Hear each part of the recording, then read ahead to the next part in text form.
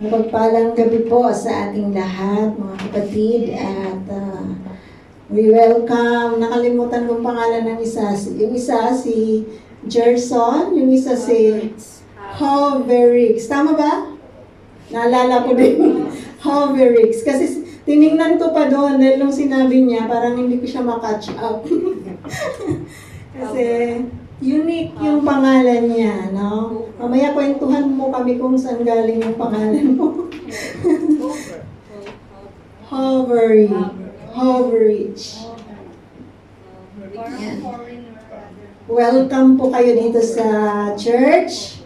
At salamat sa Panginoon sa pagkakataon na ibinibigay niya po sa atin upang tayo po ay magkita dito sa church at mag-aaral po ng kanyang salita at mapagpala po. Hindi po natin sasabihin na nawa mapagpala tayo kasi pagpapala po ang salita ng Panginoon lagi. Ano po? At patuloy nating pinag-aaralan ang buhay po ng ating Panginoong Jesus when He came, no? Sa kanya po mga last days or last day niya sa mundo before He died, before po siya namatay. So let's pray. Panginoon, minsan pa o Diyos, kayo Ama ay amin pong pinupuri at lumalapit po kami sa inyo, Ama, at nagpapakumbaba. Dalangin po namin na buksan niyo po ang aming pong mga puso at isipan ng spiritual hearts and mind, O Lord, so that we will be able to understand your word. Dahil tunay nga pong, yun po ang sinabi niyo sa inyong salita, that you cause, O Lord God, people to understand your word. At dalangin po namin na ito, O Diyos, ay maunawaan namin. At patuloy po namin pinagkakatiwala sa inyo ang oras na ito. Dalangin din po namin, O Diyos, na gawin niyo pong mouthpiece, Lord, ang inyo pong lingkod, na daluyan, ang inyo pong nais na iparating sa amin sa gabing ito. Lord, we know that your word rebuke us. Your word encourages us. Your word, Panginoon, ay patuloy, O Diyos, ang nagdidisiplina sa amin, O Lord God. May you do, Panginoon, ayon po sa inyong kalooban, sa aming kalagitnaan, O Diyos. And Lord, help us to continue, Panginoon, to see na ang inyo pong salita lamang yung way, yung light, so that, Lord, we will continue to walk according to your will. Ang aming dalangin na may pagsamba at pagluwalhati sa pangalan ng Panginoong Jesus. Amen. So, nandito po tayo mga kapatid, dito na po tayo sa verse 27 ng chapter 27 ng Matthew. At yun nga, sabi ko nga, last day ng Panginoong Jesus or last few hours before He died, no? At napag-aralan natin nung nakaraan na si Jesus po ay hinuli and ang ating pong pag-aaral ngayon, no, ay yun na pong kanya pong crucifixion, yung kanya pong pagkapako sa krus. So, ang ating pong title sa gabing ito is The Savior's Acts of His Grace. So kung paano po niya ibinigay sa atin yung kanya pong salvation. No? Ang kaligtasan na ibinigay ng Diyos sa atin ay ito po yung expression ng Diyos ng kanyang pagmamahal, ng kanyang grasya. Pag sinabi po natin grasya, although meron po tayo dito si Sister Grace, no? Pag sinabi po natin grace, mga kapatid, ito po ay gift that comes from the Lord. We are not deserving, no? So, sino po dito sa atin ang may kasalanan? Taas ang kamay ng may kasalanan. So, lahat po tayo makasalanan. And according to the Word of God, wala po na kahit na sino ang karapat-dapat na pumasok sa kaharian ng Diyos dahil tayo pong lahat ay makasalanan. Ano po? So dahil nga po dun sa ating kasalanan, sabi nila, kung hindi lang kasi nagkasala si Adan at saka si Eva, okay sana tayo ngayon eh. easy lang sana yung buhay natin, pero gumawa sila ng kasalanan. Sabihin na natin, hindi sila gumawa ng kasalanan. Do you think? Nung ikaw na ang sinilang, hindi ka gagawa ng kasalanan, di po ba? So, we are accountable na guilty tayo, mga kapatid, beyond reasonable doubt, doon sa mga kasalanan na gawa natin sa Lord.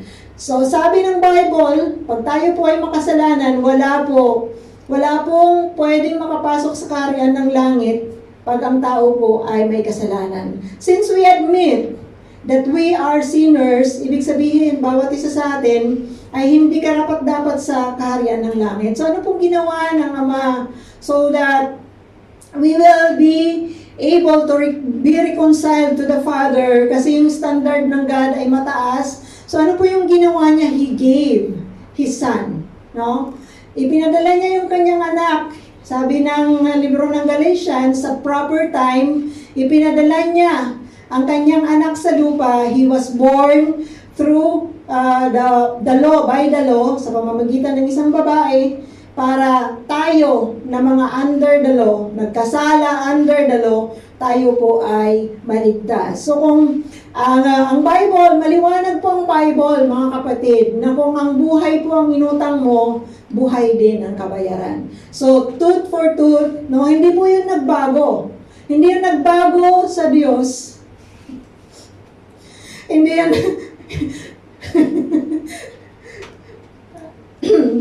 Yan, wag na lang po na, hindi ko na lang po yan. Yan, so, sabi nga, di ba, na eye for an eye and tooth for tooth. No? So, ganun po, kung ano po yung utang natin, yun po yung kabayaran, no? At si Sister May Grace, na-gets niya. Yun. So, mga kapatid, hindi nagbago ang Lord. So, ang ating pong kasalanan, hindi siya pwedeng bayaran ng kahit na, no? Ng mga gawa natin, yung mga gawa natin, it cannot reach to the holiness of the Lord, no? Yung mga gawa natin. Kaya, kailangan po natin ng tagapagligtas. At sometimes sa mundong ito, from the time na create ang mundo, from the time that the Lord Jesus came, marami na po yung naging Kristo. Di po ba minsan sa sabungan nga may Kristo din, di ba? So marami nang naging Christ, marami nang nagpanggap na Kristo, but all of them are disqualified. Meron nga din po tayong Kristo sa Pilipinas, no, na ngayon lang ay talagang makikita natin that He is so far away from the Lord, yung kanya pong buhay. So, kailangan po natin na magliligtas sa atin, which is perfect. A man na hindi nagkasala, and it was Jesus na sinend ng Ama para sa atin. So, we will witness once again, most of us, or maybe all of us, ay napag-aralan na yung kwento natin pong pag-aaralan ngayong gabi. But we will be reminded kung paano si Jesus talaga nagbigay ng kanyang buhay, no? Para maging sakripisyo, mga kapatid, instead of us, and for us to be saved. No? Kasi siya lamang po, siya lang ang tatanggapin ng Ama. So if we are still dwelling dun po sa mga gawa natin, na pag tinatanong tayo, do you think makakapasok ka sa harian ng langit, at sasabihin natin, siguro kasi mabuting tao naman ako, hindi naman ako pumatay, hindi naman ako magnanakaw, hindi naman ako nangangalunya, hindi naman ako nagko-covet ng, di ba? Sinasabi natin yung 10 Commandments. Pero kung talagang aaralin natin ang ating mga sarili in comparison to the 10 Commandments, nasusuway natin ang Diyos, no? So, this is what the Lord has done, no? Sa kanya pong papapako sa cross, no? He gave His life, sabi sa libro ng John, para sa kaligtasan ng lahat. It is His will. It is the willingness of the Father and the willingness of the Lord Jesus to give His life para sa atin, mga kapatid. Dahil sabi sa John 3:16, ganun na lamang ang pag-ibig ng Diyos sa atin. Kaya ibinigay niya yung kabayaran ng kasalanan natin.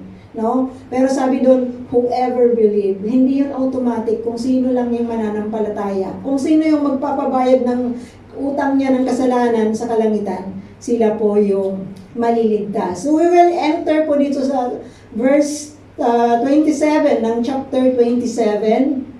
At sabi dito, then the governor soldier took Jesus into the praetorium and gathered the whole company of soldiers around him. So, ito pong mga sundalo, no, ito pong governor soldiers, they are not Jewish soldiers. Sila po ay mga Roman soldiers kasi nga they were under the Roman Empire. Nang panahon po na napako ang Panginoong Jesus, sila po ay nasa under ng Roman Empire. So the government, no, although Israel or Jewish people has their own government, pero yung pangkalahatan, yung superior na government under the Roman Empire. So they took Jesus, no, into the praetorium. Ano ba itong praetorium? Ito po yung opisina ng governor or minsan naman general, no, ng mga sundalo. At dito po sa ating pinag-aaralan, siya po ay opisina ni Pilato, no, or ni Pilate, no. Opisina po ni Pilate itong praetorium, no. So it is a governor's official residence. Hindi lang niya opisina, kundi doon din siya nakatira, or sometimes naman it is for the general, no, yung ranggo ng mga generals sa Roman soldiers. Sabi dito, they stripped him and put a scarlet robe on him. So, as we enter doon sa mga verses, makikita natin, pinaglaruan nila si Jesus. Minak nila si Jesus, no? Sino po dito naranasan na pinaglaruan ka ng mga kaibigan ka? Yung prank ka ng mga kaibigan mo? Di ba? Masakit yon yung napaprank ka. Kahit ngayong mga mild lang na napaprank ka, parang grabe. Ang sakit nun kasi parang nagulangan ka. Di ba? Pero ang Panginoong Jesus, only for Him to save us, ito yung mga ginawa ng mga tao at hinayaan niyang gawin sa kanya to dahil iniisip niya tayo. Mula sa panahon niya hanggang sa mga darating pang mga panahon after us, ang Panginoong Jesus ay patuloy na magbibigay ng kanyang kaligtasan sa atin. So sabi dito, they stripped him and put a scarlet robe on him and then twisted together a crown of thorns and set it on his head. They put a staff or a reed, dun sa ibang translation ay reed, in his right hand. Alam niyo po ba yon na sinuotan siya ng scarlet robe? Kasi maybe this was, sabi ng mga ibang scholars, maybe this was the robe of one of the soldiers, no, na isinuot sa kanya, tinanggalan siya ng damit, hinubaran si Jesus ng damit, at sinuotan siya ng scarlet robe. Bakit ba siya sinuotan noon? Parang sasabihin natin, ang ganda naman, no, na binigyan siya ng robe nitong mga sundalong to. Pero, di ba kung makikita natin yung kulay violet or scarlet? So, this was the color of the royalty. So, dahil nga si Jesus ay sinabi niya na king siya, so ito yung binigay nila, yung scarlet robe, at sabi nag-twist sila ng crown of thorns. So dito sa Israel, kung panahon po ng yung mga ganitong panahon, nalalanta na po yung mga halaman, no? Nagiging brown na siya sa mga ganitong panahon, or after po ng spring, nagbabrown na siya kagad. So marami po tayong makikita na mga vines or mga ganun, no, na wild na mga may tinik-tinik. So they are telling this kind of, ito po yung thorns na ginamit kay Jesus, kung ano-ano po yung sinasabi nila. Pero ang maalala lang po natin mga kapatid, kung makikita ninyo yung mga halaman sa disyerto, almost all of them ay may mga tinik-tinik. So kumuha sila ng ganon. Kasi syempre, hindi naman sila pupunta pa dun sa bundok para kumuha. So whatever is there doon sa Jerusalem that time, kumuha sila. At ito po yung kanilang ginawang crown. So just imagine, ilalagay yan sa ulo mo na matinik. No? puno ng tinik at hindi lang nila basta pinatong lang yun ng simple, ipinasok nila talaga sa ulo yon. Kaya dumudugo din yung ulo ni Jesus dahil sa tinik na bumabaon dito sa kanyang ulo. No, dahil doon sa tinik na yon na inilagay sa kanya. At sabi, yung binigyan din siya ng staff on his right hand. So sa ibang translation ay reed or tambo. No, binigyan siya ng tambo para maging scepter niya kasi king na siya. So crown of thorns, tambo na scepter, tapos robe, no, na scarlet color. Ano po to? Para ba i-recognize siya or i-acknowledge siya na king talaga siya ng mga Hudyo? Hindi, no? Para kutyain siya.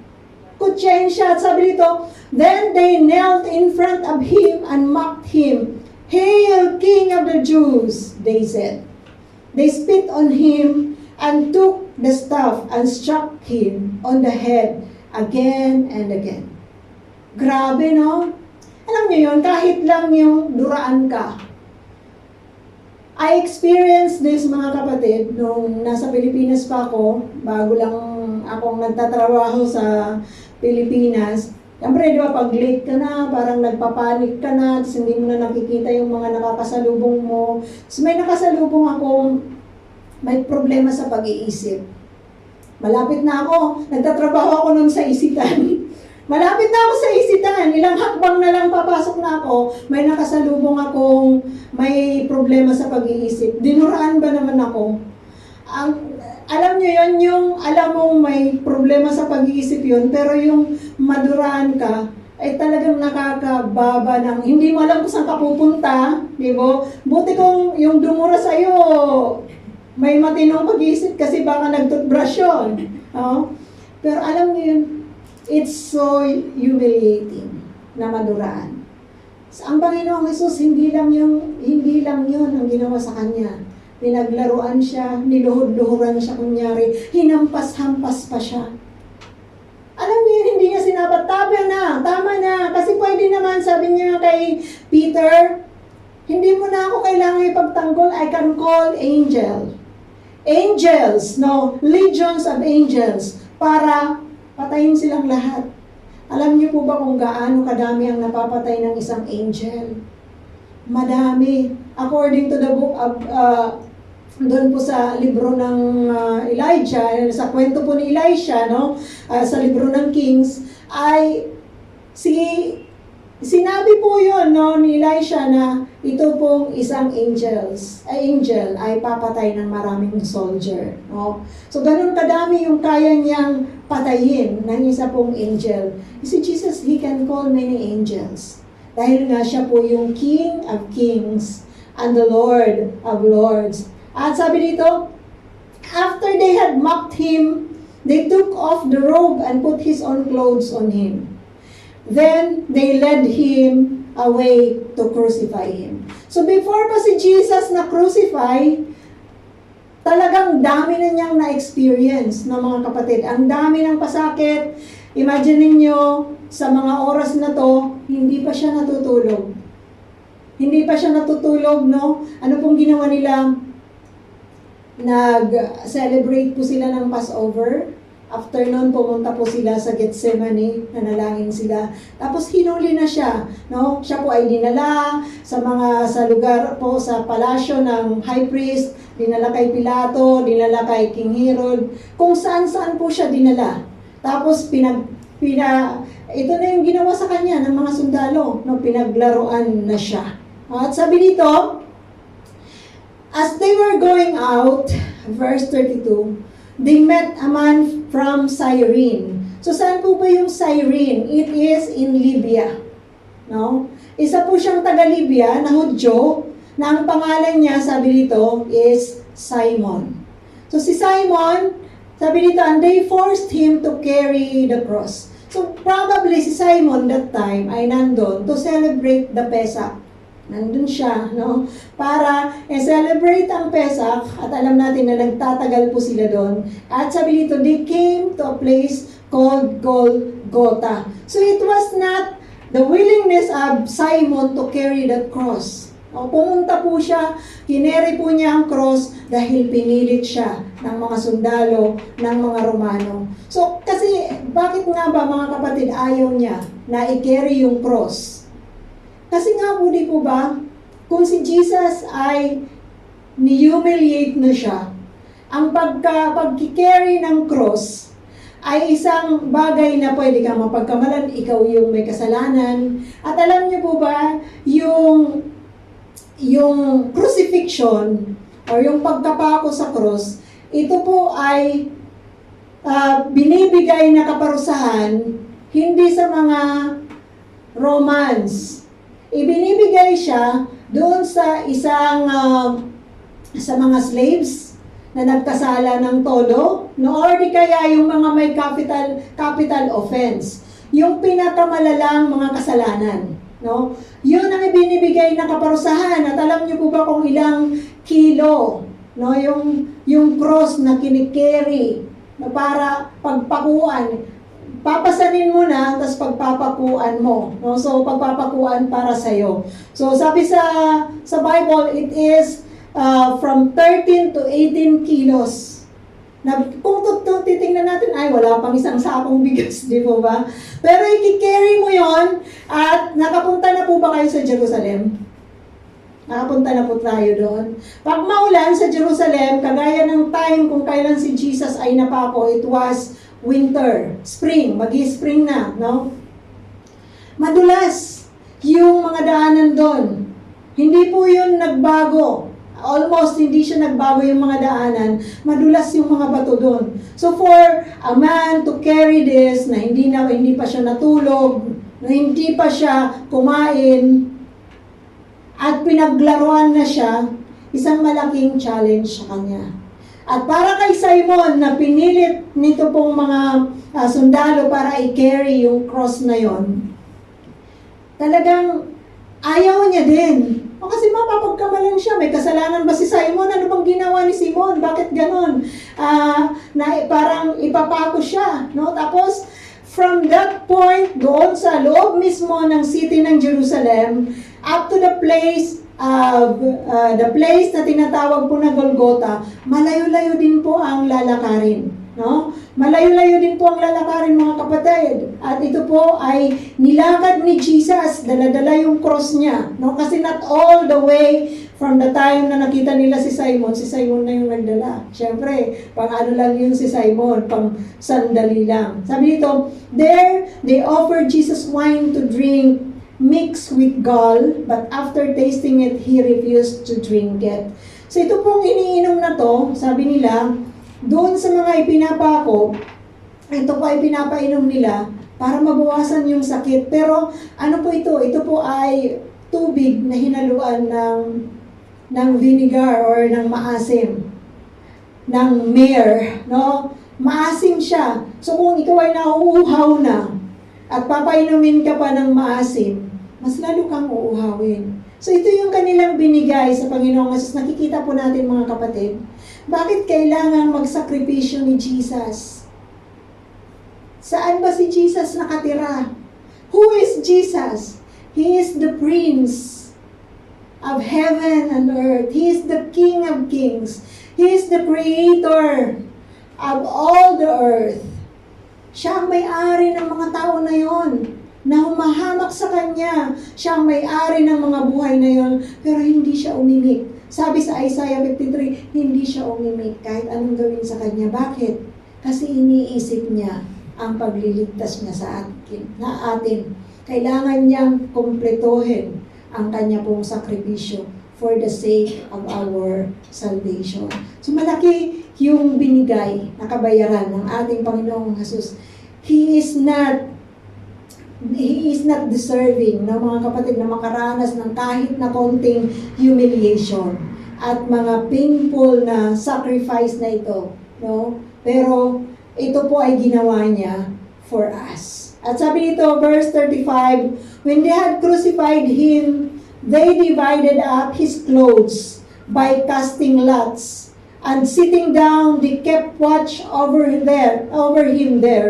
Above his head, they placed the written charge against him. This is Jesus, the King of the Jews. Alam niyo yung nakasulat sa ulunan niya, pinagawa ito ni Pilate, prepare niya. No, para kay Jesus na isulat dun sa kanyang ulunan at ilagay, Jesus, the King of the Jews. Doon sa libro ng John, ay sinabi po sulat ni John na nagreklamo yung mga religious people.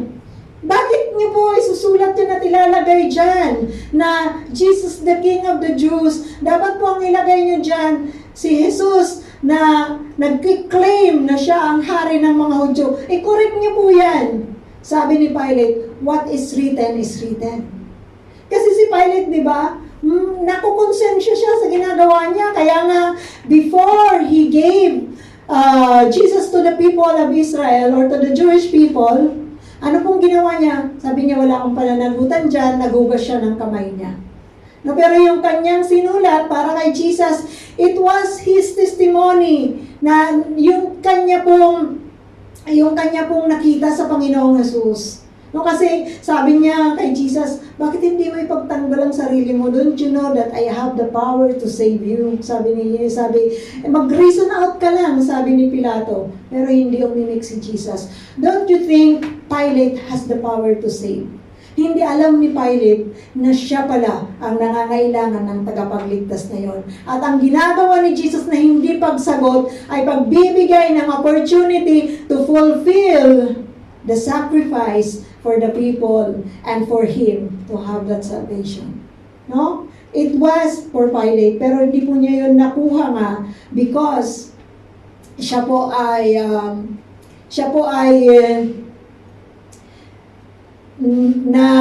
nadala ng politika, no?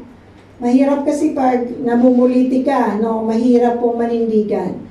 Hindi naman po natin sinasabi that yung mga politicians lahat ay hindi po naninindigan. Pero most of the politicians cannot stand with the truth. Kasi nga, lalo na sa atin yung politika, it's not, kumbaga hindi yun naman sikreto sa atin na mahirap sa atin manindigan sa politika. No? But we should always pray na yung mga kababayan natin, mga mananampalatayang mga nasa politika ay patuloy po silang tumayo at mag-stand according to the will of the Lord. Sabi dito, 2 rebels were crucified with him, one on his right and one on his left. Those who passed by hurled insults at him, shaking their heads and saying, "You who are going to destroy the temple and build it in 3 days, save yourself. Come down from the cross if you are the Son of God." In the same way, the chief priests, the teachers of the law, and the elders mocked him. He saved others, they said, but he can't save himself. He's the King of Israel. Let him come down now from the cross, and we will believe in him. He trusts in God. Let God rescue him now if he wants him, for he said, "I am the Son of God." In the same way, the rebels who were crucified with him also heaped insults in him. So mga kapatid, all kinds of people na nakakakita sa kanya, iniinsulto siya. No, lahat ng mga tao, hindi lamang po yung mga ginawa ng mga sundalo, pero lahat ng mga tao libre, nalaitin siya. O kung ano yung po yung gusto nila, bumaba ka dyan, sabi mo, kayang-kaya mo, may kapangyarihan ka. Ikaw yung nagsabi, kaya mong buuin yung templo ng 3 days. Bumaba ka dyan. Sinabi mo, ikaw ang anak ng Diyos. Bumaba ka dyan. Nakakalungkot, no, kung iisipin natin yung mga nangyaring ito. Pero mga kapatid, sa maraming panahon ng history, kahit nung bago lang ako sa Israel, yung pangalawa kong employer, sinasabi daw ng marami daw na mga hindi Hudyo, na ang mga Hudyo ang pumatay kay Jesus. Part of that is true. Kasi sila po yung nagsabi kay Pilato, kay Herod, i-crucify si Jesus. Sila po yung mga Hudyo po, yung gumawa ng kaparaanan para si Jesus ay mapako sa krus. para si Jesus ay mamatay. Pero, di ba? God is powerful. He will save Himself. No one can touch Him kung gugustuhin niya, mga kapatid. Pero, di ba, minsan iniisip natin, grabe yung mga Hudyo na yan. Kaya pinaparusahan sila. Kahit sa mga panahon natin ngayon, kaya po marami yung anti-Jewish people sa buong daigdig, lalo na ngayon sa nangyayaring war na to. Bakit? Isa yan sa reason pa hanggang sa panahon ngayon na sila ang pumatay kay Jesus. Isa yan sa reason kung bakit ang mundo galit sa mga Hudyo. Kung ano-ano pang reason ang sinasabi nila. Kaya hindi kaya ng mga tao na mahalin ang mga Hudyo. Maliban dun sa mga totoong mananampalataya, kasi we know that God says so. Mahalin natin ang mga Hudyo. Diba? Kahit tayo, we have that personal experience sa mga bahay ng ating mga employers kung paano nila tayo tinitreat. There are those who are good to us, but there are those who are not good to us.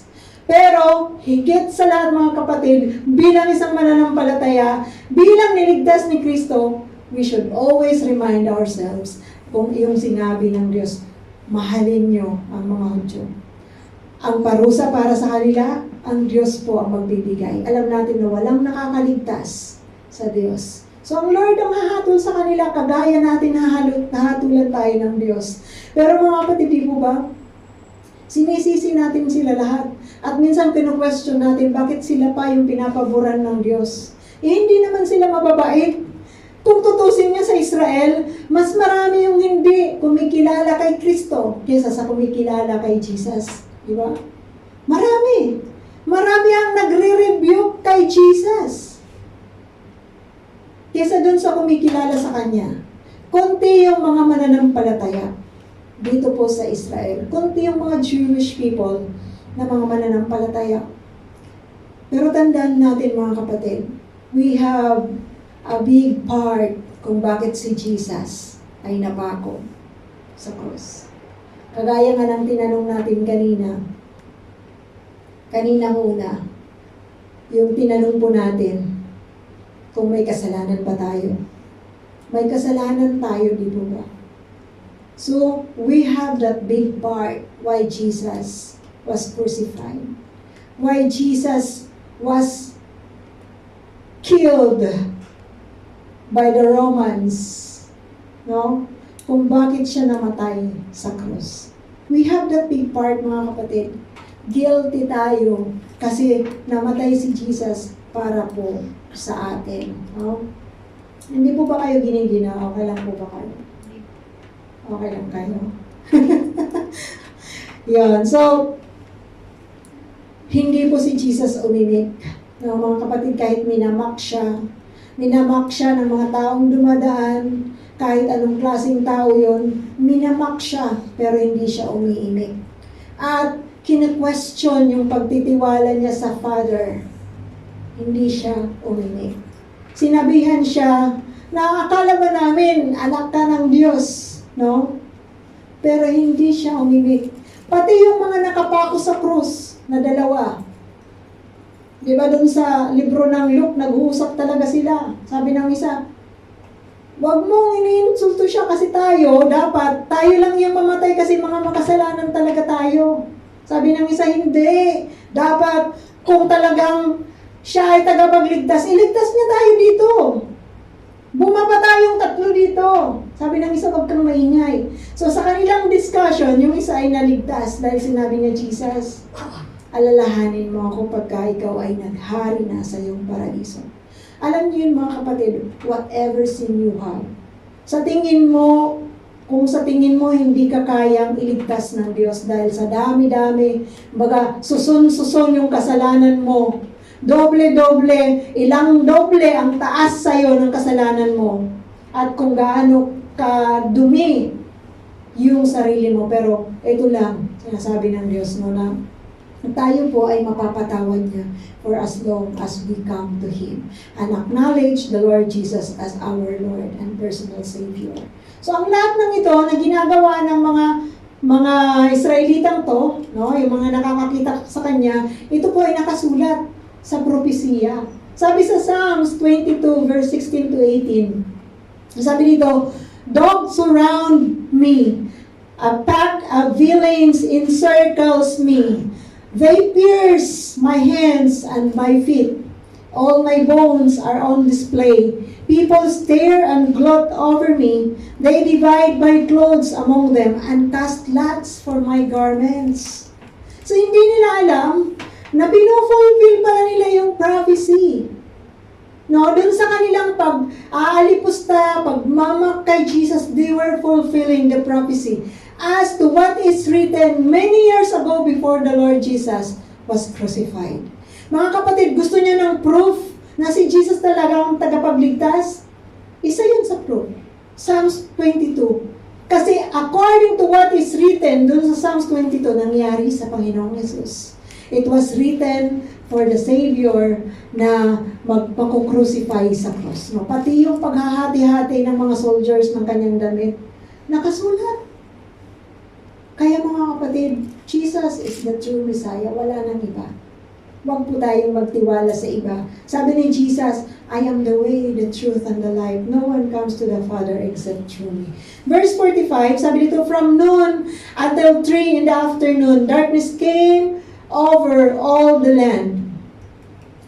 About 3 in the afternoon, Jesus cried out in a loud voice, Eli, Eli, lama sabachthani, which means, my God, why have you forsaken me? So this is a combination of Aramaic and Hebrew.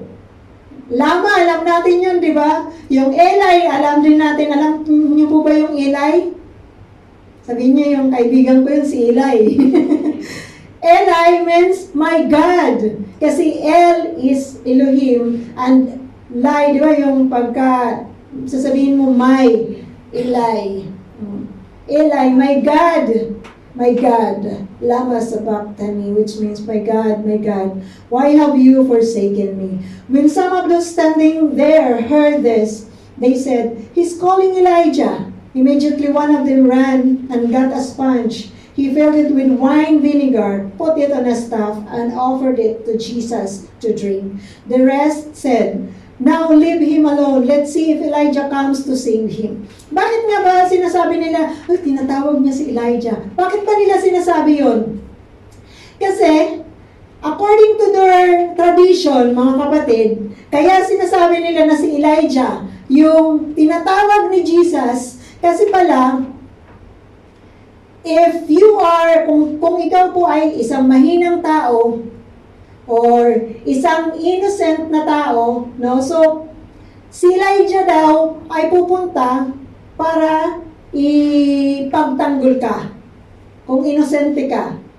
No, kung halimbawa si Jesus walang kasalanan, tinatawag niya si Elijah para ipagtanggol siya. And another thing is, tinatawag nila si Elijah to rescue them kung sila po ay righteous. Si Elijah daw ay darating para i-rescue sila. So that was their, parang yung mga usap-usapan lang. Kumbaga sa atin mga, ano ang tawag doon? Mga kung sabi-sabi, no? Mga sabi-sabi lang. Mga sinasabi lang na ganito pala, yung tao, no? Ay nagmumulto 40 days after they died. Yan po kasi yung lesson namin sa Bible study doon sa isang ano. Ayun, so parang mga sabi-sabi lang. So ganun din ang sinasabi nila na kung inosente, ang isang mahinang tao, si Elijah ang magiging tagapagligtas at kung righteous siya, darating din si Elijah para siya ay magtanggol. Sabi dito, when Jesus had cried out again in a loud voice, he gave up his spirit. At that moment, the curtain of the temple was torn in two from top to bottom. The earth shook, the rocks split. So nagkaroon po ng lindol. Nung namatay na si Jesus, when He gave up His life, nagkaroon ng lindol. And meron tayong kapatid na isa na nag-aaral sa mga lindol. And according to the history, the time na sinasabi ng history kung kailan namatay si Jesus, nagkaroon ng malaking lindol dito sa Israel. nangyari ang mga bagay na to that time, nung si Jesus ay namatay sa krus. Basahin po natin, kasi sabi po dito, at that moment, the curtain of the temple was turned into from top to bottom. Babasahin po natin kung bakit ito mahalaga na malaman natin na nahati yung curtain sa templo mula sa taas hanggang sa baba. Sabi dito sa Hebreo, babasahin po natin sa Tagalog, Hebrews 9, 1-14. Sundan niyo po ako dito. Babasahin ko po dito sa aking kopya. Sabi dito, ang naunang tipan ay may mga alituntunin sa pagsamba at may sambahang ginawa ng tao. Itinayo ang isang tolda na may dalawang bahagi. Ang una ay tinatawag na dakong banal at naroon ang ilawan, ang hapag at ang mga tinapay na handog sa Diyos. Ang ikalawa ay nasa kabila ng pangalawang tabing at tinatawag na dakong kabanal-banalan. So sa loob ng templo, mga kapatid, may dalawang bahagi. No? Sa loob ng templo, yung tinatawag po na dakong banal or yung holy place at yung dakong kabanal-banalan or yung most holy place. So doon sa dakong banal, nakakapasok araw-araw doon kung sino yung naka-assign na priest. Para, ano pong ginagawa nila doon? Para maglagay ng sweet aroma, doon po sa pinaglalagyan ng aroma. At yung itend din po yung lampstand. Kailangan kasi mayroon pong ilaw ang lampstand lagi. So yun po yung kanila pong ginagawa. At sabi dito, doon sa kabanal-banalan, sabi dito, naroon ang gintong altar na sinusunugan ng insenso at ang kaban ng tipan. So doon sa kabanal-banalan, bago ka pumasok sa kabanal-banalan, nakalagay doon yung sinusunugan ng insenso sa harap mismo ng kortina. Anong sinisignify yun? Ang sinisignify yun yung ating mga panalangin sa Diyos na nagiging sweet aroma. So ano bang sweet aroma na panalangin natin sa Diyos? Yun ba yung humingi tayo ng kotse, padagdag tayo ng sahod, di ba? Yun ba? Ang nagiging sweet aroma po sa harapan po ng ating Panginoon when we pray to the Lord at ina-ask natin siya, Lord, ano po ba yung gusto niyong gawin ko para sa inyo? At pag pinupuri natin siya, pag pinasasalamatan natin siya, those are sweet aroma sa ating pong Panginoon. Hindi yung, Lord, madapa sana yung kalaban ko, yung grabe yun, mapagsamantala. Ganon. So, hindi po yun nagiging sweet aroma sa ating pong Panginoon. Kasi, sabi, alalahanin po natin dun sa mga umahamak sa atin, sabi ng Bible, vengeance is mine, I will repay. So, sabi dito, ulitin po natin 4, naroon ang gintong altar na sunugan ng insenso at ang kaban ng tipan na babalutan ng ginto. Nasa loob ng kaban ng sisidlang ginto na may lamang mana, ang tungkod ni Aaron na nagkaroon ng usbong at ang mga tapyas ng bato na kinasusulatan ng tipan. At sa ibabaw ng kaban ay may mga kerubin na nagpapakitang naroon ang Diyos. Nalililiman ng mga pakpak ng mga kerubin ang luklukan ng awa. Ngunit hindi ngayon ang panahon para ipaliwanag ng isa-isa sa lahat. Ang lahat ng ito, so hindi natin din papaliwanag sa inyo isa-isa kasi sabi dito, hindi na muna ngayon dahil mahaba yun. Ganon ang pagkakayo sa loob ng kanilang toldang sambahan. Ang mga pare ay pumapasok araw-araw sa unang bahagi upang ganapin ang kanilang tungkulin. Ngunit tanging ang pinakapunong pari ang nakakapasok sa ikalawang bahagi at ito'y minsan lamang niyang ginagawa sa loob ng isang taon. Siya ay may dalang dugo na inihahandog sa Diyos para sa kanyang mga kasalanan at para sa mga kasalanang hindi sinasadyang nagawa ng mga tao. Sa pamamagitan ng mga ito, maliwanag na itinuturo ng Espiritu Santo na ang daang papunta sa dakong kabanal-banalan ay hindi pa bukas habang nakatayo pa ang unang bahagi ng tolda. Simbolo lamang ang mga iyon na tumutukoy sa kasalukuyang panahon. Ang mga kaloob at mga handog na iniaalay ay hindi nakakapagpalinis ng budhi ng mga sumasamba roon. Ang paglilinis nila ay nauukol lamang sa pagkain at inumin at sa iba't ibang uri ng paglilinis. Mga alituntuning panlabas lamang na iiral hanggang sa baguhin ng Diyos ang lahat ng bagay. So, kailan babaguhin yon? Sabi dito sa verse 11, Ngunit, dumating na si Kristo, ang pinakapunong pari ng mabubuting bagay na narito na, at siya ay naglilingkod doon sa sambahang higit na dakila, walang katulad at hindi ginawa ng tao. Ang sambahang iyon ay wala sa sanlibutan ito. Minsan lamang pumasok si Kristo sa dakong kabanal-banalan at ito'y sapat na. Hindi dugo ng mga kambing at guya ang kanyang inihandog, kundi ang sarili niyang dugo upang magkaroon tayo ng walang hanggang kaligtasan. Kung ang dugo ng mga kambing at toro at ang abo ng dumalagang baka ang winiwisik sa mga taong itinuturing na marumi upang sila'y luminis ayon sa kautusan, higit ang nagagawa ng dugo ni Kristo sa pamamagitan ng walang hanggang espiritu. Inialay niya sa Diyos ang kanyang sarili bilang handog na walang kapintasan. Ang kanyang dugo ang lumilinis sa atin mga budhi sa mga gawang walang kabuluhan upang tayo makapaglingkod sa Diyos ng buhay. So dati, sarado, hindi tayo pwedeng lumapit sa Diyos, pero dahil sa Panginoong Hesus, tayo po ay nakalapit sa Diyos. So nung si Jesus po ay namatay sa cross, He fulfilled that. Tinanggal niya na po yung harang sa atin papunta sa Ama. Papunta sa Diyos Ama. Dati, ang high priest lang ang pwedeng pumasok doon. At kung sino man napapasok doon, kahit priest ka, kung hindi ka great high priest, ikaw po ay mamamatay dahil wala pong worthy na humarap sa Diyos. Ganun po tayo kalayo sa Diyos. Pero nung si Jesus po ay namatay at nagbigay ng daan para tayo ay makapasok sa Ama, napunit yung kurtina mula sa taas pababa. Ang Bible ay clear na sinasabi po, from top to bottom ay napunit ang kurtina. Bakit kailangan from top to bottom? Kasi baka sabihin nila kung mula sa baba pataas, may pumunit. Pero kung mula sa taas pababa, hindi po mangyayari yun kahit sino yung humila. Hindi mangyayari magagaling sa taas ang punit. No? So ganun po mga kapatid, ang ginawa ng ating Panginoong Hesus, He gave His life, He gave us the way to the Father. No? At sabi dito, verse 52, balik po tayo dun sa ating pong verse, and the tombs broke open, the bodies of many holy people who had died were raised to life. They came out of the tombs after Jesus' resurrection and went into the holy city and appeared to many people. So ito pong text na ito mga kapatid, we will just read this, or we can just read this mula po sa libro ng Matthew. No? And if it is not clear sa atin na, uy, may nabuhay pala nung si Jesus, ay namatay, may nabuhay pala.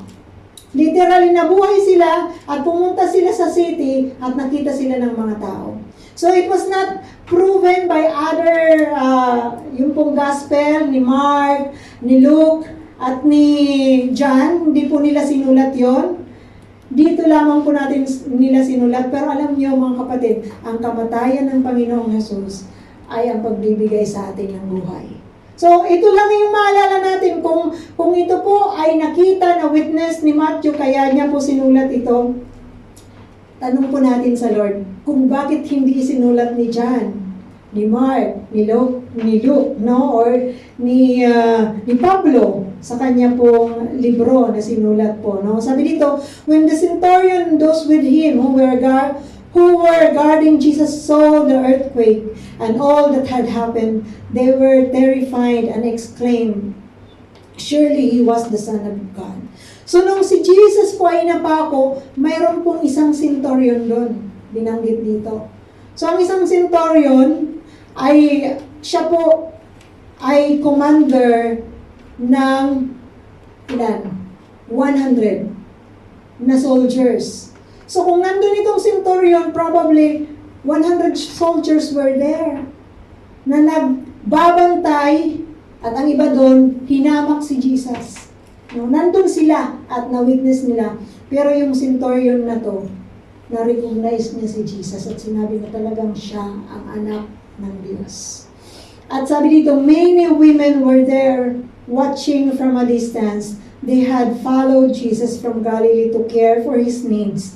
Among them were Mary Magdalene, Mary the mother of James and Joseph, and the mother of Zebedee's son. So mayroon pang isang Mary, the mother of the Lord Jesus, no, na binanggit po ni John na nandun. Kaya nga nung nakapako po si Jesus, ipinagkatiwala niya po si Mary, yung nanay niya na Mary, kay John para alagaan ni John ang kanyang nanay. Sabi niya, nanay mo na yan. This is your mother. Ikaw naman, Mary, ito ang anak mo. No, so, nandun yung mga sundalo, yung centurion. Bakit kailangan natin malaman na nandun sila at isinulat ito ni Matthew? Kasi yung mga centurion at saka yung mga sundalo, hindi po sila mga alagad ni Kristo. Sasabihin nila kung ano lang yung nakita nila.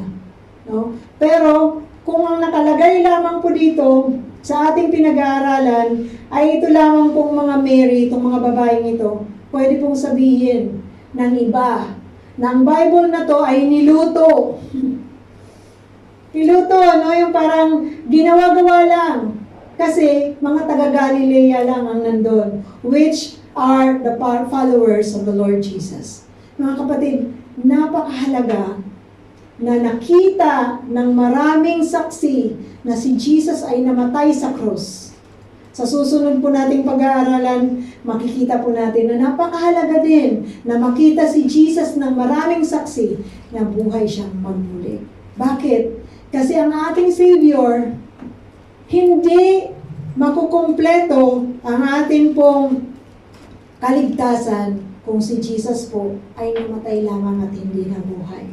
So tayo po may pag-asa doon sa kaligtasan na bigay ng ating Savior na Panginoong Jesus dahil siya po ay namatay at nabuhay na magmuli. Sabi ng Bible, kung namatay si Jesus, sino mang nagtitiwala sa Kanya, mamatay man ay mabubuhay na magmuli. Tayo pong lahat mga kapatid ay tumayo. Purihin ka, O Diyos. Hallelujah, Lord. Pinupuri ka po namin, Panginoon, at tinadakila. Nagpapasalamat po kami, Panginoon, sa inyo pong itinuro sa amin, O Lord God. Maraming salamat po, Diyos, na tuloy nga po kayo ay nagbigay sa amin, O God, ng paalala muli na tunay nga po ang Panginoong Jesus na aming tagapagligtas ay Panginoon at tagapagligtas, Panginoon ng sanlibutan. You are Lord, O Lord Jesus, without us. And thank you so much, God, that you have given your life for us to be saved. We glorify you, Father God, at naway patuloy po na ito po, Panginoon, ang aming po, Panginoong patuloy, O Diyos, na maalala sa aming pong tagapagligtas. We glorify you, we worship you in Jesus' name. Amen.